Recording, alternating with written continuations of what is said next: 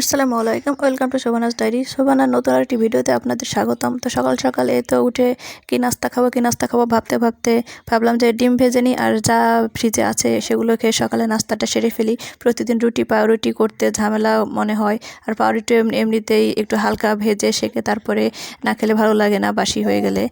তো এই তো ডিম ভেজে নিয়ে একটু হালকা নাস্তা করে নিয়েছিলাম।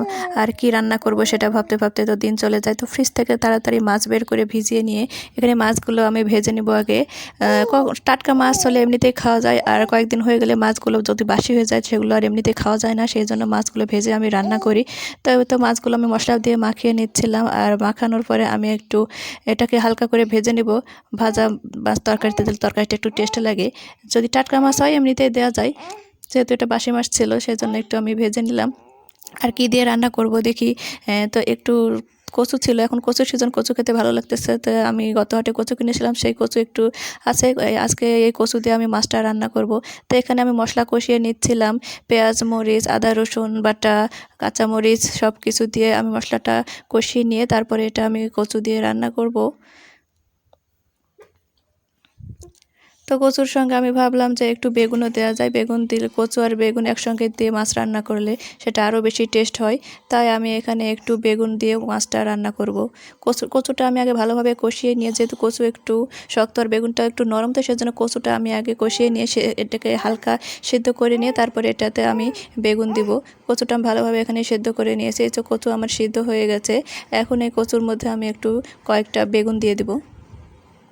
আসলে এভাবে মাছ রান্না করলে আমার খেতে ভালো লাগে, আর কচু খেতে তো আমার খুবই ভালো লাগে। সেজন্য আমি এখন একটু কচুটা বেশি খাচ্ছি, আর কয়েকদিন পরে কচুটা আর পাওয়া যাবে না, সেই জন্য কচুটা একটু বেশি খাওয়া হচ্ছে।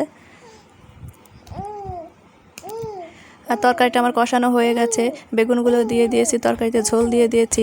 বেগুনটা পরে দিয়েছি, বেগুন তো নরম সেজন্য একটু পরে দিয়েছি, আর ঝোল দিয়ে দিয়েছি, আর ভাজা মাছগুলো এর উপরে দিয়ে আমি আজকের মতো রান্নাবাড়াটা এভাবেই করেছি। হালকা রান্নাবাড়া, তেমন আর কোনো রান্না করিনি, যেহেতু সুভানা খুব বিরক্ত করে। তাকে রেখে দুইটা তরকারি যে রান্না করব সেটাও হয় না কোনো দিন, এভাবেই আমাদের চলে যায়। তো সুভানার বাবা উঠতে উঠতে একটু দেরি হয়েছিল, তাই তার খাবারটা একটু গরম করে দিচ্ছিলাম। ঠান্ডা খাবার তো আর খাওয়া যায় না, আমরা আগে খেয়ে নিই আর ও একটু পরে খায়, যেহেতু পরে ওঠে। আর সুভানা উঠে গেলেও সুভানাকে নিয়ে থাকে, তখন আমি একটু রান্না বা কাজগুলো করে ফেলি, পরে ওর খাবারটা আমি গরম করে দিই, তখন ও খায়। তো একটু আমাদের বাসি ভাত ছিল, সেই ভাতগুলো আমি একটু ভেজে আজকে খেয়েছি। তো সুভানা কয়দিন থেকে কিছু খেতে যাচ্ছে না, গতকালকেও সে কিছুই খায়নি। তো সুভানার বাবা বললো যে ওকে একটু খিচুড়ি করে খাওয়াতে। তো আজকে ফার্স্ট টাইম খিচুড়িটা ট্রাই করব, দেখি ও খায় কি না। এখানে চাল ডাল মিষ্টি কুমড়া আলু সব কিছু দিয়ে আমি একটু খিচুড়ি বানিয়ে নিচ্ছিলাম। আর এখানে হালকা একটু সামান্য তেল দিয়েছি, যেহেতু 1 বছরের নিচে বাচ্চাদের কোনো খাবারে লবণ বা চিনি ইউজ করা যায় না, সেখানে আমি এখানে কোনো লবণ ইউজ করিনি, হালকা শুধু তেল দিয়েছি। তেল দিয়ে এটাকে আমি সামান্য একটু হলুদ দিয়েছি, দিয়ে এটা সেদ্ধ করে নিয়েছি পানিতে ভালোভাবে। তো এসে দেখি সুভানামণি নানি ফোন দিয়েছে আমরা বাসায় যাব কিনা সেটা জানার জন্য।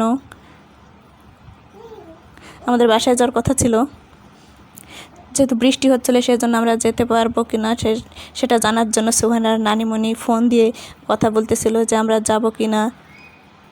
তা আম্মাকে বললাম যে আম্মা দেখি যদি বৃষ্টি ছাড়ে তো আমরা যাব, না হলে তো আজকেও যাওয়া হবে না। অনেক দিন থেকে যাওয়ার চেষ্টা করতেছি, চিন্তা ভাবনা করতেছি, কিন্তু একের পর এক বিপদ আপদ লেগেই আছে, যেতে পারতেছি না। আল্লাহ সব বিপদ আপদ দূর করুক আমাদের। অনেক দিন থেকে বাসায় যাবো করছি, সুভানার নানিমণি ছটফট করতেছে, আমাদের বাসায় যাওয়া হচ্ছে না। তো আম্মু সকালবেলা ফোন দিয়ে খোঁজ নিচ্ছিল যে আমরা যাব কি না।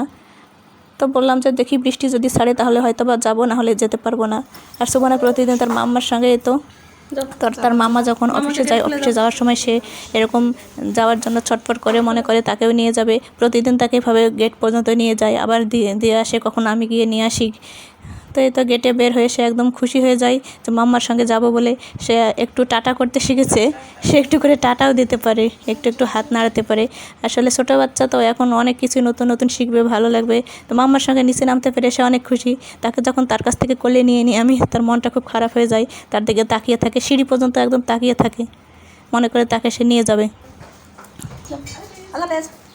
তো আজকে বাইরে বৃষ্টি হচ্ছিল, ভাবছিলাম হয়তো বা যাওয়া হবে না, দেখি আল্লাহ যদি বৃষ্টিটা ছাড়াই তাহলে আমরা বের হবো, নাহলে তো আজকে যেতে পারবো না। সুভানা মনে ওইদিকে ঘুম থেকে উঠে গেছে। হ্যাঁ, মশারি ফেলে দিয়ে মশারির মধ্যে খেলা করতেছ সোনা কুতি। সোনা করতে? ও বাবা, মশা লেগেছে নাকি তোমাকে? এটা কে খাবে রে? এটা আমার মাম্মা খাবে রে। আমার সোনা এটা খাবে। এটা খাবে নাকি?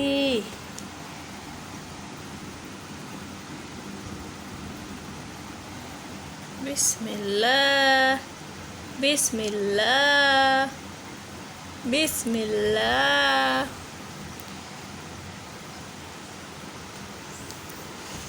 খেয়ে নাও মাম্মা, খেয়ে নাও, খেয়ে নাও। আমার সোনা খিচুড়ি খাবে আজকে। আমার সোনা আজকে খিচুড়ি খাবে। কেমন হয়েছে বাবা? আজকে এটা নতুন জিনিস খাচ্ছ? কেমন খেতে এটা?